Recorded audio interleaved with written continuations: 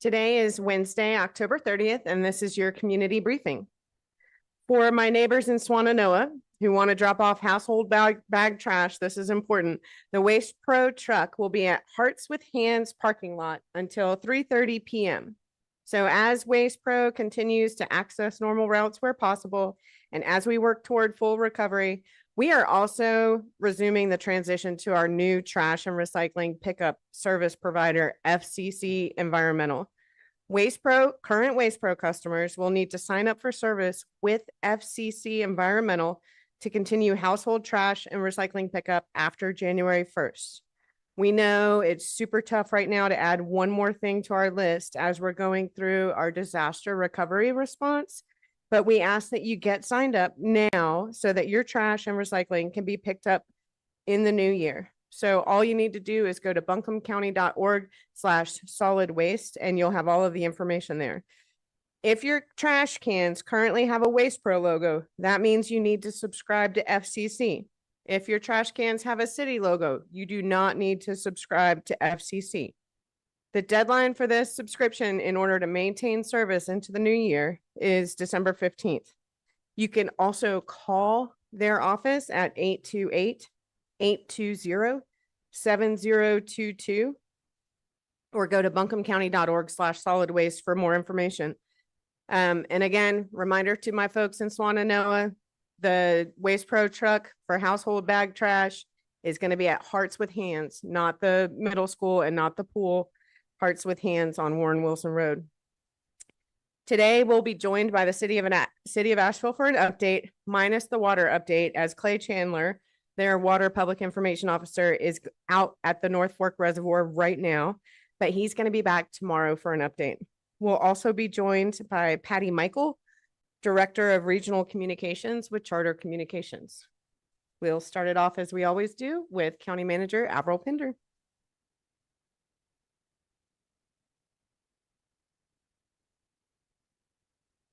Good morning. We're less than a week away from Election Day, but you can continue to vote early through Saturday at 3 p.m. Before you go, check the wait times at www.buncombecounty.org/vote. We know Weaverville and South Buncombe are our most popular early voting locations and may have the longest lines. Remember, you'll need to bring your ID with you this year.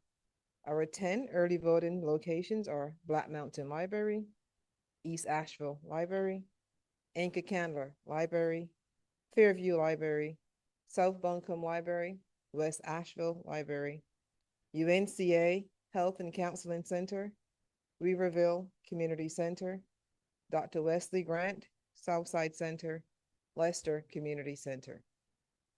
Corrine Duncan, Election Services Director, will be back with us here on Thursday for another update, and then again on Monday. We will not have our regular community briefing on Tuesday, as we'll be providing multiple updates throughout the day for Election Day. Stay Tough is offering a fencing grant for livestock producers in Western North Carolina who were impacted by Hurricane Helene. Stay Tough has offered to do what they can to help with both donating supplies and time off their fencing crews. Applying does not guarantee your acceptance to the assistance program, but all applications will be heavily considered. North Carolina Cooperative Extension can be available for applications assistance if needed. Stay Tough will review the applications and decide what projects they're able to move forward on.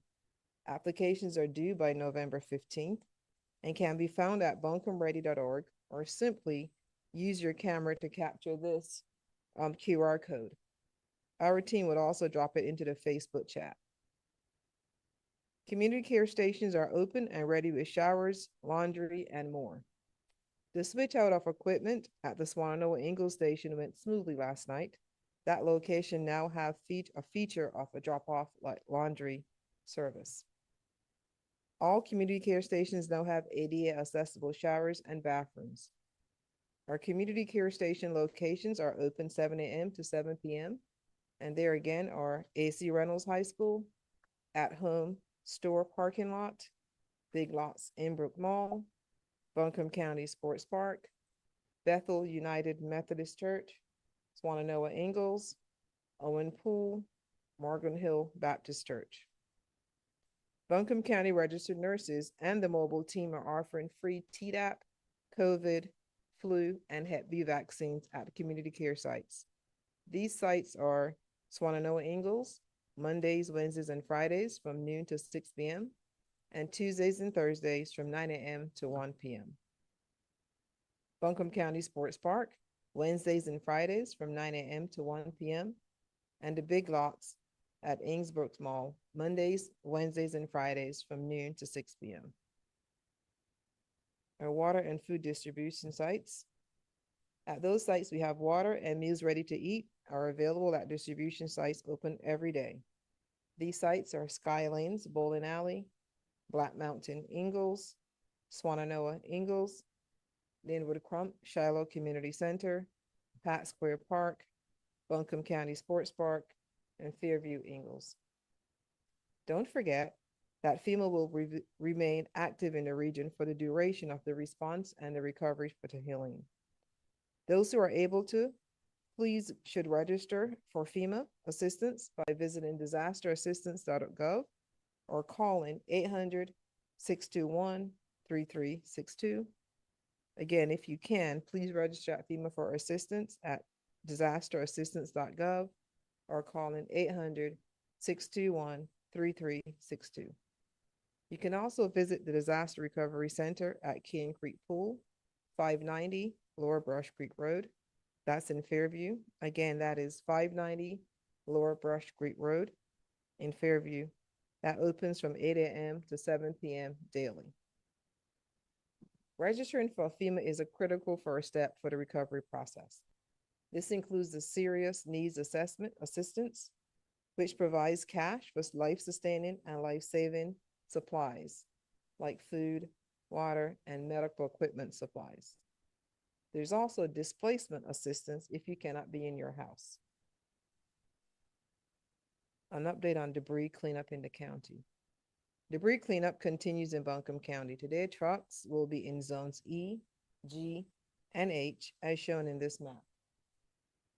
I don't think you can make out the E, G, and H, but that is, if you can see it, is the orange and the light gray and the pink side. That is the E, G, and H.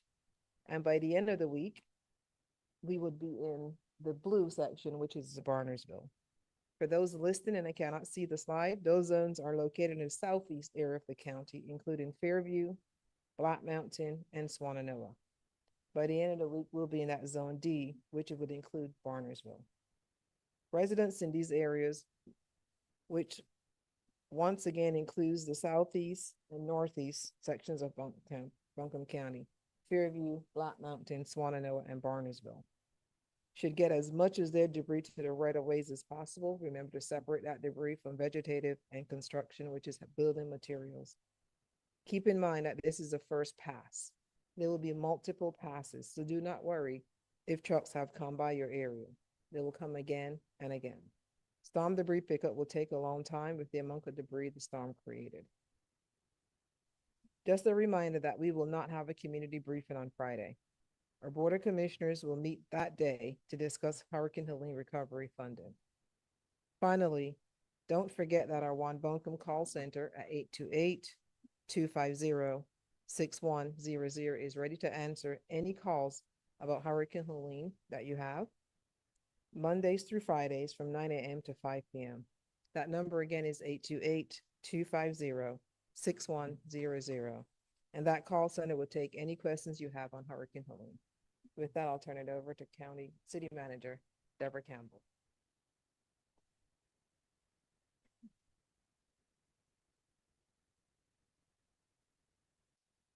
Thank you, Rava. And good morning. My name is Deborah Campbell, and I serve as the manager of the City of Asheville. As usual, I want to start by thanking everyone in the community for all of your continued support and your ongoing efforts to help our community recover from this devastating storm. We are on day 35 of our emergency response and recovery efforts. As I shared on Monday, the city is focused on 6 major priority areas, addressing the basic needs of our community with a focus on our most vulnerable populations and the broader community, restoring water service, community safety and security, debris collection, temporary housing, and economic recovery and financial assistance. Today, our City of Asheville update will be brief. It will include announcements about water distribution and mill sites and updates on services that have been resumed.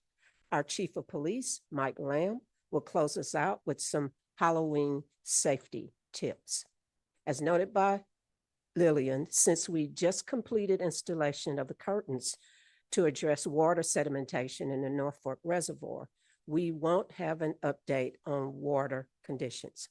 Tomorrow, though, we will provide a more comprehensive update from our Water Resources Department PIO Clay Chandler on the progress being made to address the levels of sediment in the reservoir. So I'll start with water distribution. Water distribution sites and community care stations remain in operation. You heard County Manager Pender list them, but I will repeat those that are located in the city of Asheville. We are maintaining distribution sites from 9 a.m. to 7 p.m. excuse me, at Peck Square Park, 70 Court Plaza, Skylanes Bowling Alley, 1477 Patton Avenue, Linwood Crump Shiloh Community Center at 121 Shiloh Road. And just a note that the Shiloh location only has bottled water and MREs, but no bulk water. Community care stations and distribution sites are located at 980 Brevard Road in the at-home store parking lot and at 85 Tunnel Road in the Innsbrook Mall parking lot. As of this morning, our sites have distributed more than 1.6 million bottles of drinking water, 18,748 gallon jugs of potable water, 223,701 gallons of non-potable water, 144,638 meals ready to eat, and 1,411 blankets for warmth. Recreation, we know this is important for our community. Today marks the opening of another recreation facility, Aston Park Tennis Center. Beginning today, all 12 courts will be open to the general public and all play will be free until internet is restored at the center.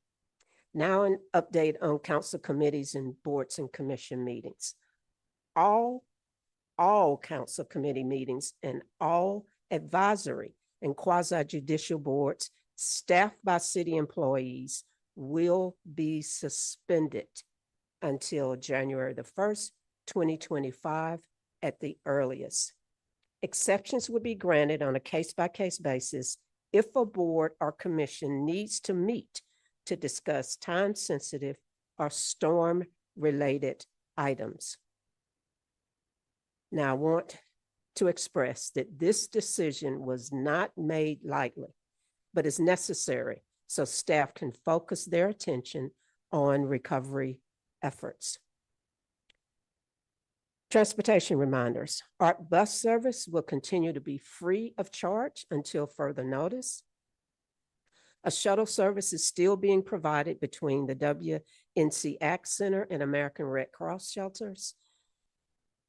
And you probably haven't heard this, parking is currently free in all city garages and parking spaces. I'll now turn it over to our police chief, Mike Lamb, for an update on Halloween safety tips.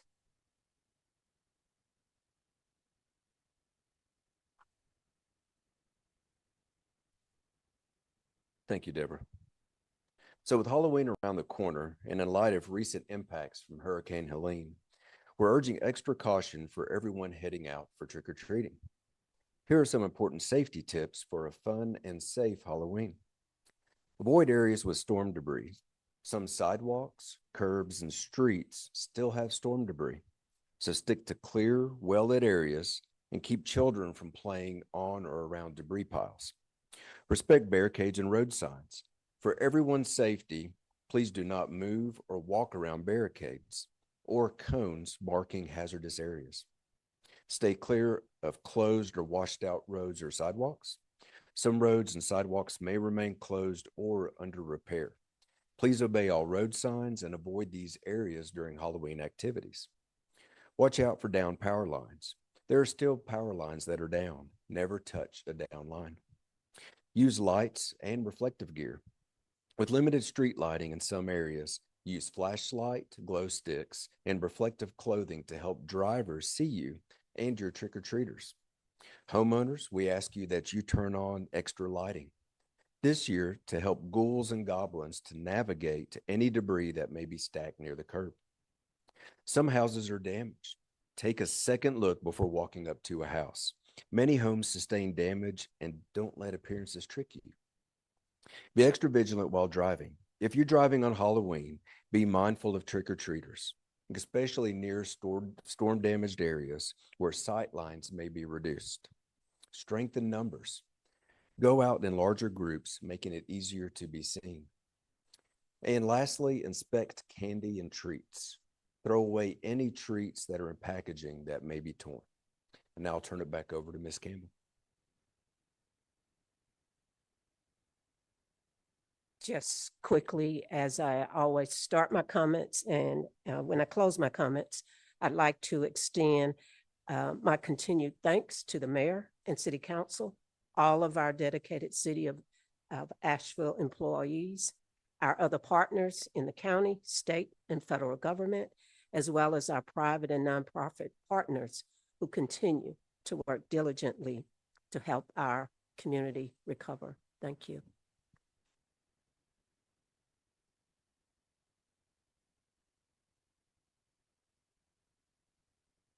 Our next we'll hear from Patty Michael with Charter Communications.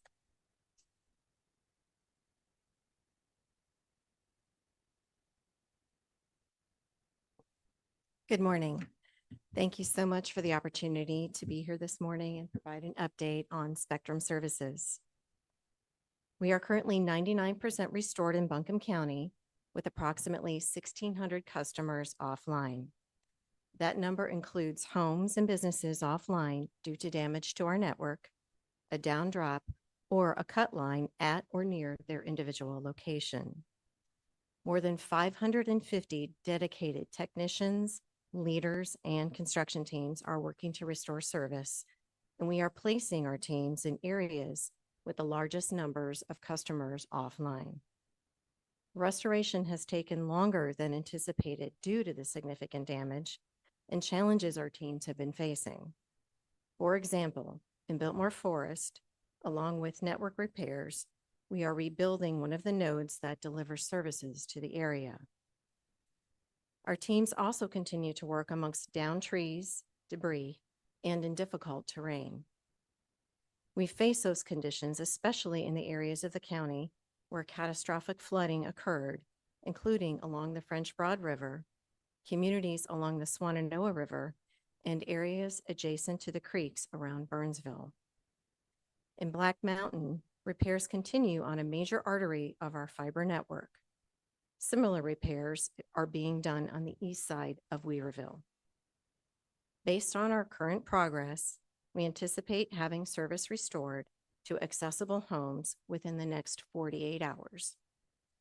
If a customer's service remains offline after that point, please contact us, as additional work may be needed to resolve the issue impacting service at your specific location.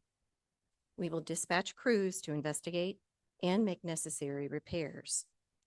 Customers should use the Contact Us link that can be found at spectrum.net/Helene. Once a customer's service is restored, we will automatically apply the appropriate credit for the time service was down.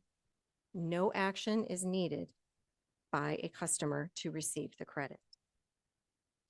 Hurricane Helene left a path of devastation in communities where our own employees live and work. We appreciate our customers' patience as we work as quickly as possible to restore services in our community. Thank you.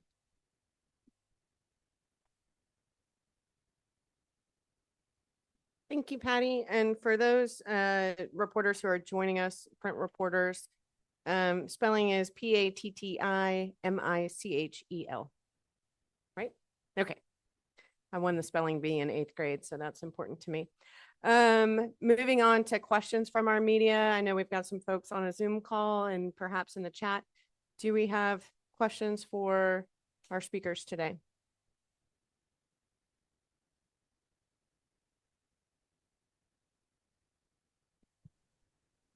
Oh, Lillian, you know we do. It's Laura Lee at Blue Ridge Public Radio. I was starting to get worried. I didn't get your email before this at all with any questions. Wanted to ask about the parking situation. I think I understood from earlier in the briefing that it is free in the city, and that is both street parking and garages. And do we have an end date of that? Because we had heard that was ending November 1st. It is free, and here's City Manager Deborah Campbell. An end date is to be determined. No, we do not have a November 1st date for certain in terms of ending free parking. Great, thanks.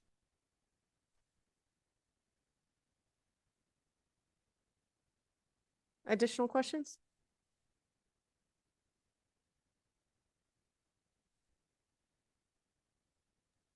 Angelica's shaking her head. There's nothing in the chat. Do I hear someone unmuting themselves? It's still Laura. I have one more if there's not another question from Go for it, Laura. So we understood from the sheriff's office that there are still 10 people missing unaccounted for. Is that still an active search and recovery process, or has that also been suspended? Fewer than 10 was the number that I had last time from the sheriff's office that I was copied on an email from the PIO. Fewer than 10 is the number that they're citing. And they don't know that all of those are related to the storm. And so they will continue working their leads on those 10 individuals. Yes. Fewer than 10 individuals. Okay, thank you.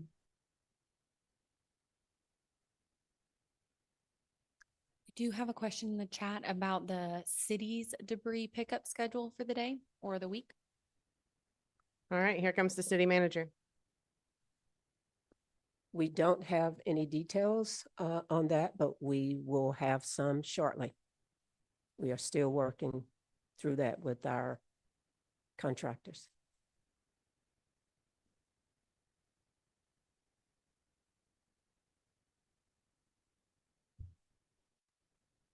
Okay. Well, as we close and as the police chief touched on, we know that folks are going to be celebrating Halloween. Angelica has her hand raised. We've got another question. This is a question for Patty from Brian Queen. We are hearing there are a lot of out-of-state Spectrum workers who are told they will not be paid. Do you have a statement or any information about this?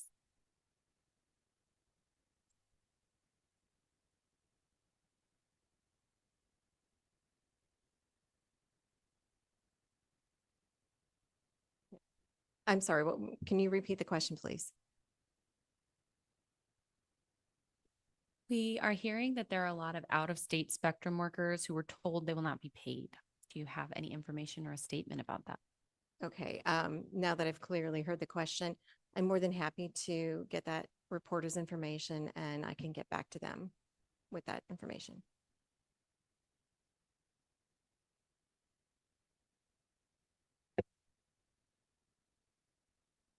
Okay, so tomorrow's Halloween and some folks are going to be celebrating, and the police chief gave a little preview on some safety tips.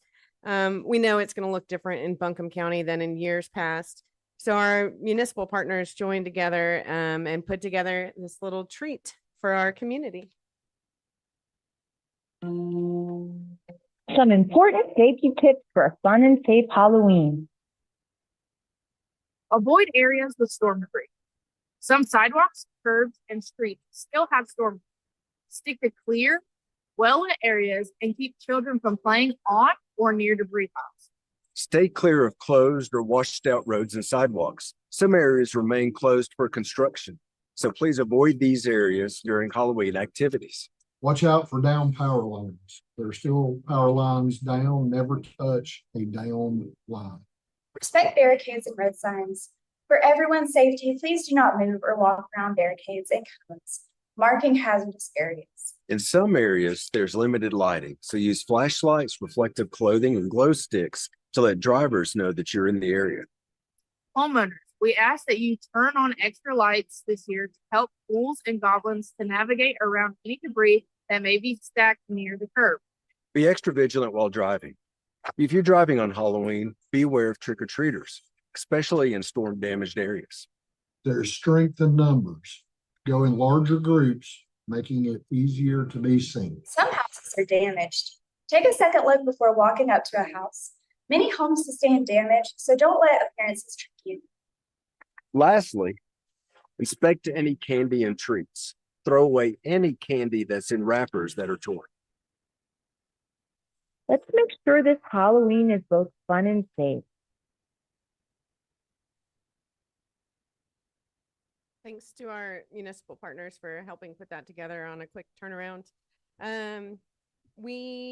Like we said, we'll have Clay here to give us the turbidity update tomorrow and all your latest curtain news from the North Fork Reservoir. There are 3 days left to vote early. Please go out, vote early. You can register at our early voting locations all the way until 3 o'clock on Saturday. So we will look forward to seeing y'all back here again tomorrow, Thursday, for our next community update with Corrine Duncan, Election Services Director, and Clay Chandler.